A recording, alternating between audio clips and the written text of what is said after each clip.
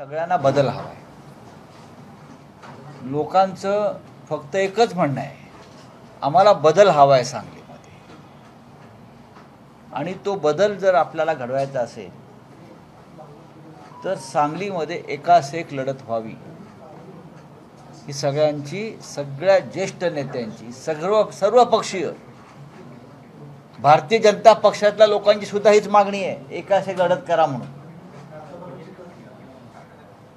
म्हणजे सांगलीतली खतखत किती आहे विद्यमान खासदारांविरुद्ध हे मी पाहतोय गेल्या 2 दिवसापासून.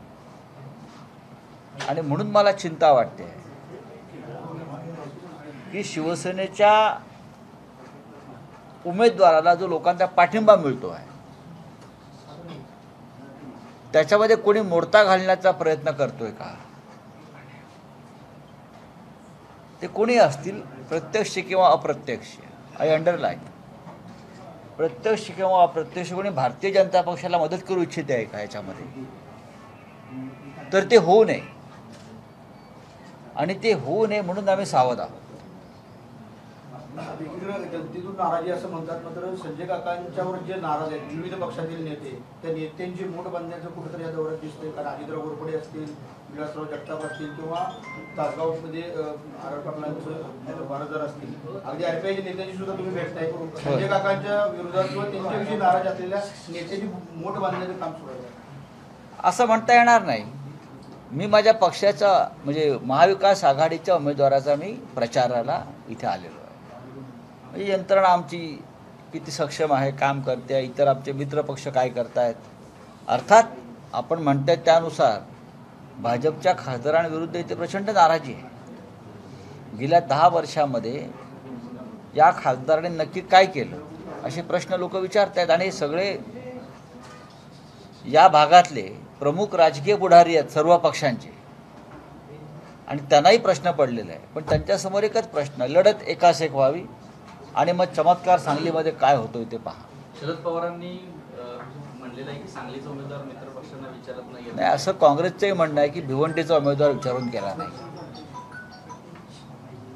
भिवंडीतला उमेदवार हा मित्र पक्षांना विचारून केला नाही असं काँग्रेसचं म्हणणं असताना आम्ही सांगितलं आहे काँग्रेसला की भिवंडीमध्ये राष्ट्रवादी काँग्रेसच जिंकू शकते. पवारांच्या वक्तव्याबद्दल मला काहीच म्हणायचं नाही. विशाल पाटील यांनी कार्यकर्त्यांना उद्देशून पत्र लिहिलेलं आहे की आपल्याला जिंकायचं आहे, त्यामुळं सर्वांनी निवडणूक लढण्याचे संकेत विशाल पाटलांनी दिलेले आहेत. हो, पण कोणत्या पक्षातून लढणार आहेत ते? मी त्यांचं एक भाषण मी आत्ता आज सकाळी कोणतरी मला ऐकवलं. त्यांचे पायलट आहेत कोणीतरी एक, आणि ते पायलट जिथे विमान नेतील तिथे मी जाईन. आता ते विमान कुठे उतरवतात पाहावं लागेल. ते विमान फक्त गुजरातच्या दिशेने जाऊ नये एवढीच आम्हाला चिंता आहे. पायलट पुन्हा आणि सांगली दोन्ही जिल्ह्याचा विचार करून पायलट विमान उतरवतील असं वाटतंय? नाही, अनेकदा विमान भरकटतात आणि गुजरातच्या दिशेने जातात. नागपूर जवळ कुठं ते विमान आहे असं कळालंय. नाही, गुजरातलाच उतरू शकतं विमान. भर सभेमध्ये त्यांनी सांगितलेलं होतं की माझा पायलट हा विश्वजित कदम असेल. मला माहित नाही. कदम ज्या ठिकाणी घेऊन जातील त्या ठिकाणी मी असणार आहे. ठीक आहे, पायलटशी चर्चा करू, पायलटला ट्रेनिंग देऊ नये. पायलटला भेटलेले आहे वरिष्ठांना, काँग्रेसच्या वरिष्ठांनी सांगितलंय त्यांना. त्या वरिष्ठांनी काल आमच्याशी रात्री चर्चा केली. खरगे साहेबांनी सांगतायत की सांगलीची जागा काँग्रेसचीच आहे. वरिष्ठांनी काल काँग्रेसच्या दिल्लीतल्या वरिष्ठांनी काल आमच्याशी सविस्तर चर्चा केली आहे. आणि काय चर्चा झाली हे आम्हाला माहिती आहे, आम्हीच चर्चा केली. ठाण्याला श्रीकांत शिंदे उमेदवार जाहीर केलेले आहेत शिंदे गटाकडून, काय वाटतं? कुठे? एकनाथ शिंदे यांनी आजपर्यंत कल्याणमधून श्रीकांत शिंदेची उमेदवारी जाहीर केली होती, परंतु काही वेळापूर्वी फडणवीस यांनी श्रीकांत शिंदे हे एकनाथ शिंदे गटाकडून लढतील असं सांगितलं आहे. फडणवीसांची वेळ आली ती जाहीर केली उमेदवारी. हो, पण त्याच्यावरती मी काय लढत होणारच नाही. तिथे शिवसेनेचा उमेदवार जिंकणार आहे. उद्धव ठाकरे यांच्या शिवसेनेचा उमेदवार ठाणे आणि कल्याण डोंबिवली या दोन्ही मतदारसंघात जिंकतो आहे. एकनाथ शिंदे ते उमेदवार जाहीर करू शकत नाही, फडणवीसांच्या वेळेत ती उमेदवारी जाहीर करण्याची. कारण ती त्यांचीच बी टीम आहे ना. बी टीम, सी टीम हे कुठे, ह्यांना कुठे अस्तित्व आहे? जे आपला धनुष्यबाण वाचवू शकले नाहीत, बाळासाहेब ठाकरेंचा जो चोरला आहे, जो धनुष्यबाणसुद्धा भारतीय जनता पक्ष त्यांना वापरू देत नाही काही मतदारसंघामध्ये, तुम्ही त्यांच्याकडनं का अपेक्षा करताय? बाळासाहेब ठाकरेंच्या शिवसेनेचं अस्तित्व भारतीय जनता पक्षाला महाराष्ट्रातून खतम करायचं आहे, धनुष्यबाण खतम करायचं आहे आणि तो त्यांनी करण्याची तयारी सुरू केली आहे. कोकणसह अनेक मतदारसंघात 40-40, 50-50 वर्ष आम्ही धनुष्यबाणावर लढलो. लोकांची श्रद्धा आहे धनुष्यबाणावर.